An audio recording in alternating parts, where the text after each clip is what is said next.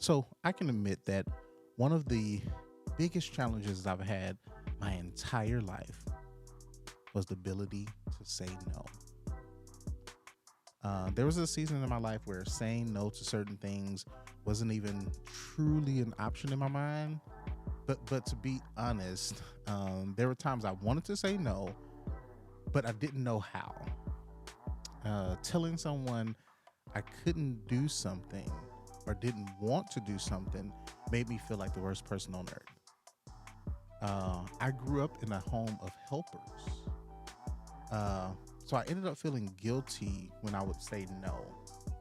So, in order to avoid the guilt, I would say yes, give it my all, and end up exhausted, overworked, overcapacity, and underpaid.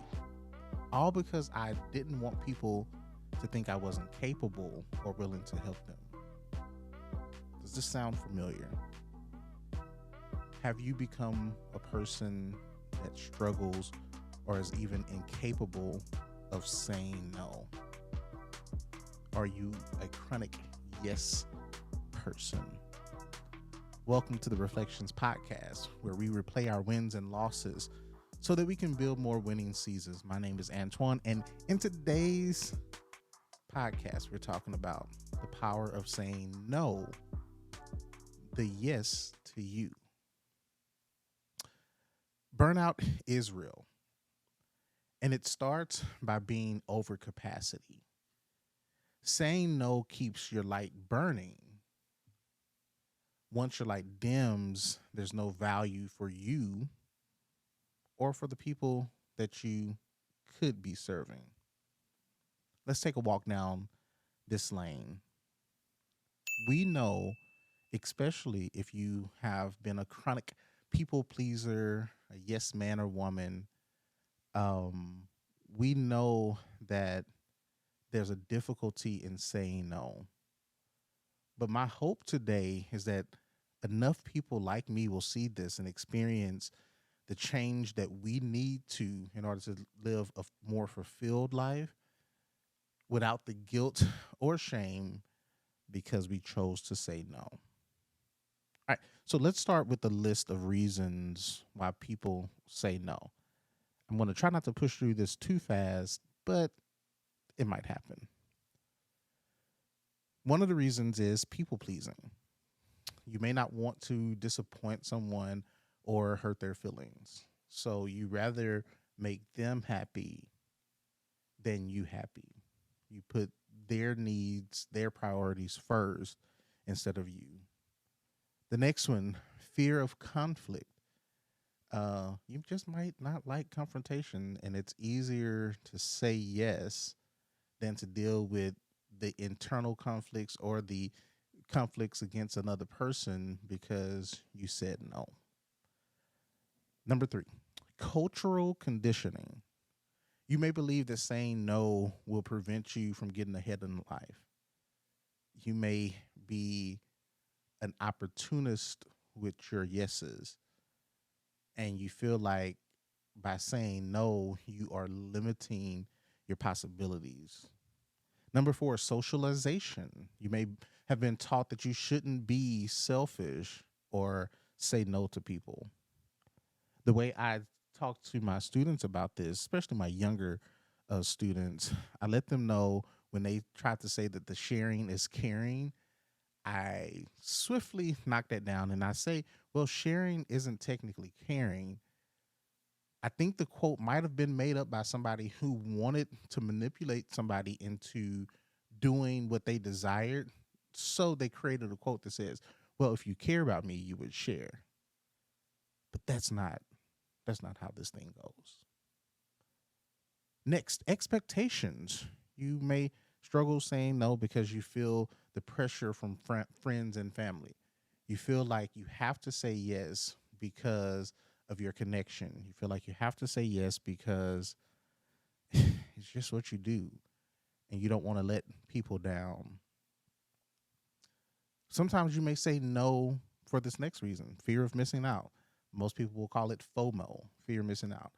You may worry about missing out on opportunities.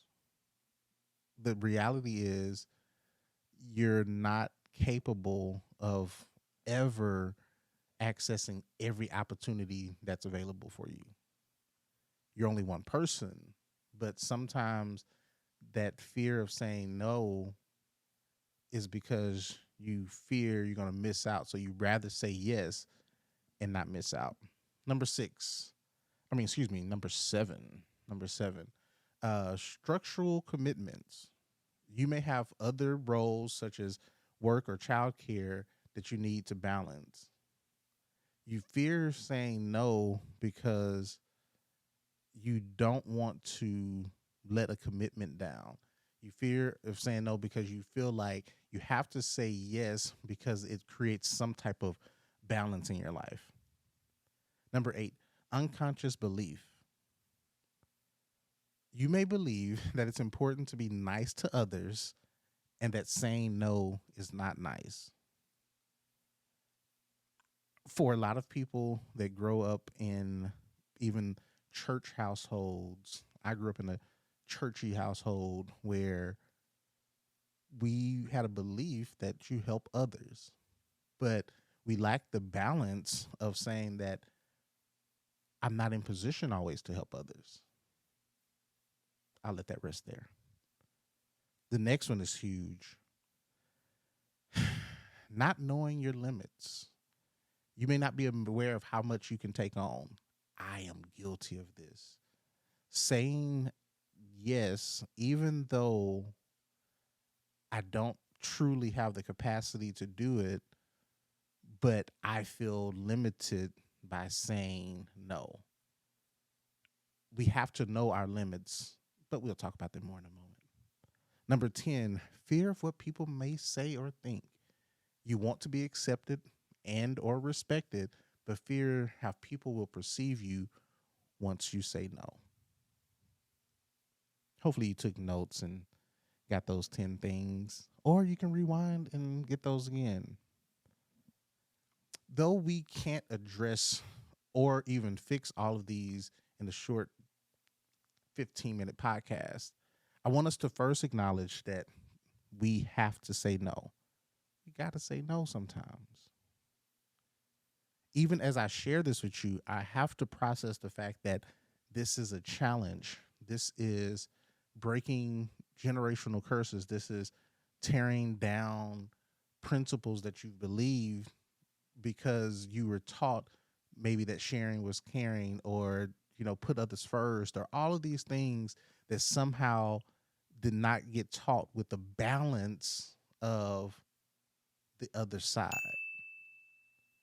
Yes, you need to help people, but yes, you need to help yourself. We're often taught, don't be selfish. Well, sometimes all you have is you. That may be unfortunate, but there are times where all you have is you and people are not available to help you. When it comes to saying no, this isn't a battle of, well, I should say yes or I shouldn't say yes. It's really a battle of, what does it mean to say yes when I feel like a no? For many of you watching or listening right now, no is our lifeline. And we must reset our thinking of what no is. I've definitely struggled with some of the aforementioned list for as long as I can remember. And if I can be transparent, I thought that saying yes was a way to be accepted and loved. Let me break it down. I felt like sometimes your yes was all that you had to offer someone. Your yes was what made people love you. And then as we reflect and look back over the losses, I realized that if I had said no, I would have shown or experienced the people's true colors. I believe that saying yes was my only option and that I was only as valuable as my yes. I felt that being capable of stuff was the best way to become someone or something that people embrace, that love, that endeared. Even from Christian backgrounds, I remember the scripture that says, "For God so loved the world that he gave." And then believing that the way to be loved was to be a giver. Even so much that sometimes I would give my last when I didn't have it to give. Some people may call it, oh, well, being, you know, faith, having faith and believing God's going to restore it. No, sometimes it was just the inability to say no. It was sometimes even a matter of pride. Can I say no when I don't have it? When people think I have it, but I really don't have it? Versus saying, well, I'm going to give them this, even though I don't have the time, the energy, the money, or whatever to give, I'm going to give it. I believe that saying yes, again, was my only option, and it was the way that I gave value. I literally turned my yes into being a hero. But here's the caveat. If they're if the hero never says yes to themselves, they may not have the capacity to rescue others. Here's how the airlines say it, and many of you are familiar with this already. The airlines, when you're flying, will often say, in case of emergency, in case something happens, a mask will drop down. You will put the mask on yourself first and then help others that may need assistance. The thought is when you put the mask on yourself, especially if you're stronger, if you have ability, now because you can also breathe, you can help more people versus trying to help people with a lack of oxygen. The cabin in the plane may lose oxygen, which is why the mask falls down, which is why you have to put it on your face so that you can breathe. But doing this in a plane is much different than in life. In life, it's a matter of saying, how can I say no? Which was one of my biggest challenges of like, well, what's what's the way to do this? Your yes to people is often causing you to say no to yourself and limiting the number of people that you have the capacity to help. Saying yes to everybody means that there's time that's taken away from you, that's energy. And at some point, you just can't do it all. I've had to learn that. I've had to say no in this new season of my life and this new time of my life. I've had to say no because I realized that saying yes was not getting me where I needed to be. But I had built this belief that my yes was all I had. My yes was how I was embraced. My yes was how I was loved. And here's the thing, one day you will not be available to say yes. One day I will not be available to say yes, and people will have to figure it out. Sometimes people use your availability as their availability. Some people use your time as their priorities, and they forget that you can't be there for everybody. And they don't know how many other people are searching for your attention, searching for your yes.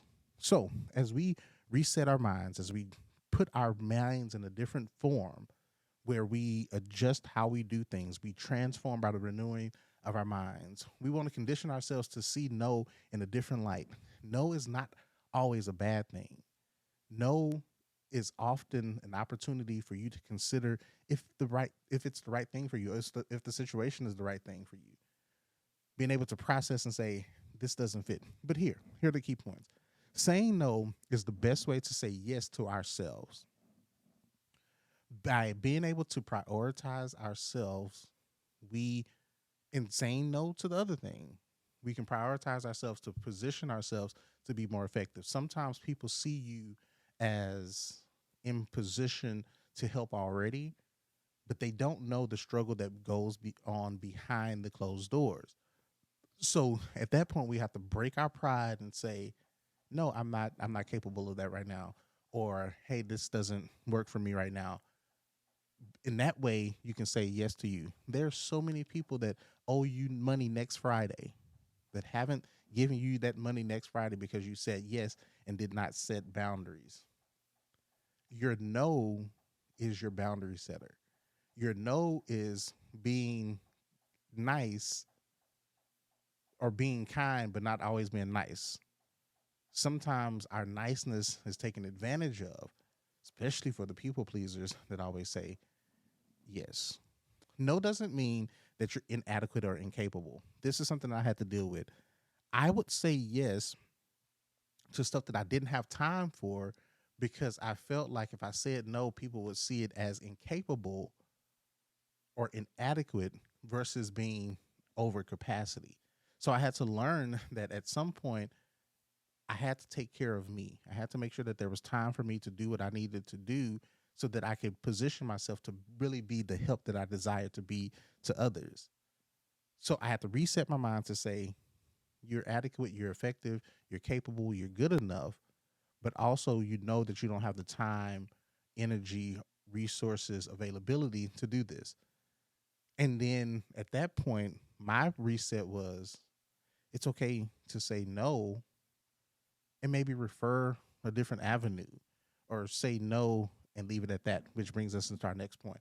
No is a complete sentence. It can be a struggle to say no. Real quick story. When I was in sales, we would often say to role play your sales process.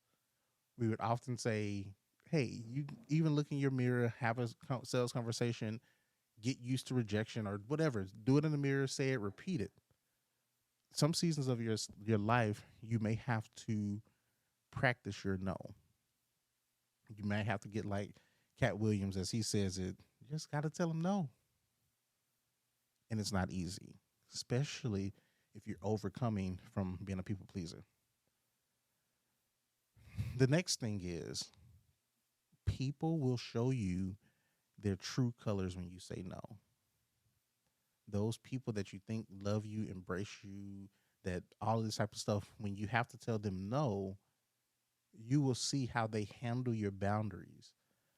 You will see who they are, how they react, what excuses they make. Some people you'll tell no and they'll try to renegotiate. No, my no is my no.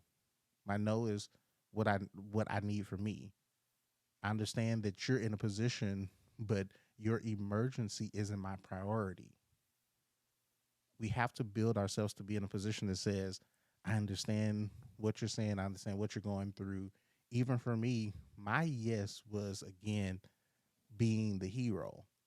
But then I've learned that every hero has a weakness.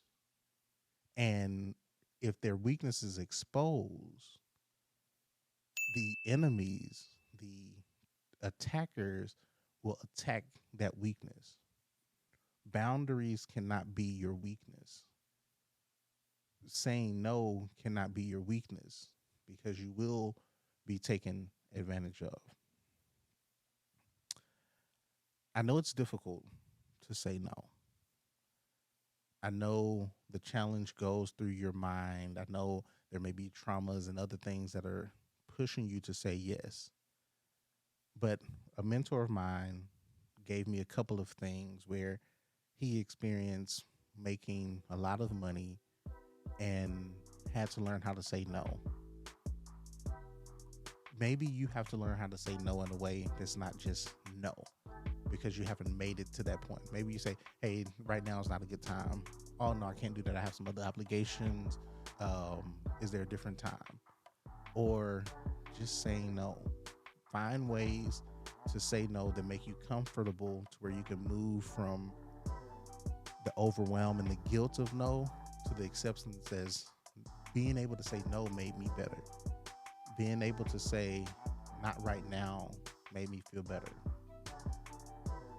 At some point, we have to put ourselves first. We have to put the mask on ourselves. We have to position ourselves to say yes without guilt. You can say no. If you enjoyed this podcast, don't forget to subscribe and share with someone who needs a little motivation. Let's continue this journey to becoming undefeated. Thank you for joining me. I'm excited to share more stories, insights, and strategies with you. Together, we'll learn how to replay our wins and losses to build more winning seasons. Until next time, keep reflecting and keep winning. Peace.